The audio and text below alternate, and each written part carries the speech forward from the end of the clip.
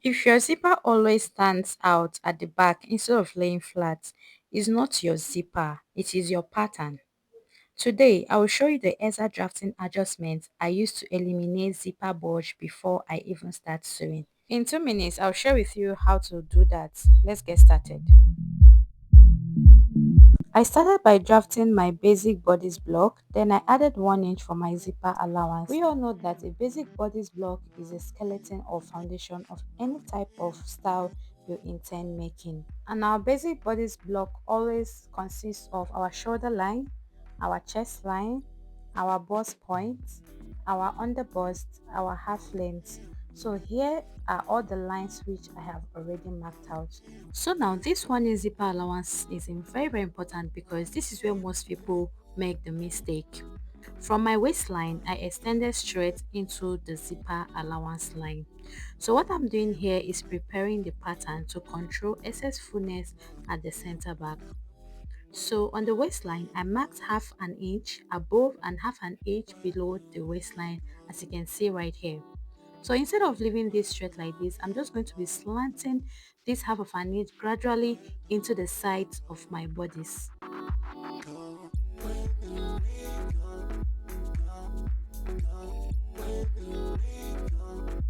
I slashed through the line carefully, as you can see.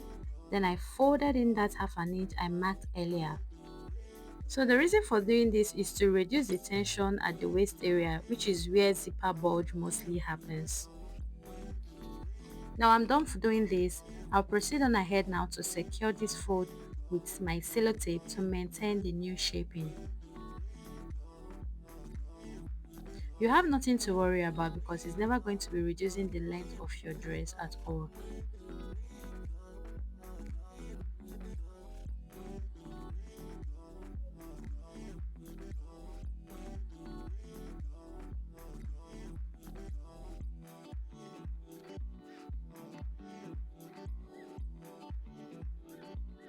So finally, I'm also going to be removing half of an inch from my waistline itself.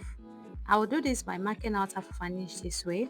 This is to balance the pattern after the fold so the back remains very smooth and structured. Connect these lines like this upward and below your basic bodice pattern. So if you watch what happens after this adjustment, this is the part that most people skip. If you do not do this, your zipper will fight you.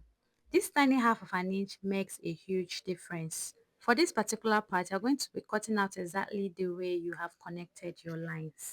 So now you can see the difference between a basic finish and a professional finish. So if you want more professional pattern, corrections and finishing techniques like this, subscribe to my channel and do tell me in the comment the next tutorial you would like me to drop. Basically, this was a gown I drafted and at the end of the day you can see what it looks like. Have a lovely time ahead of you. Bye.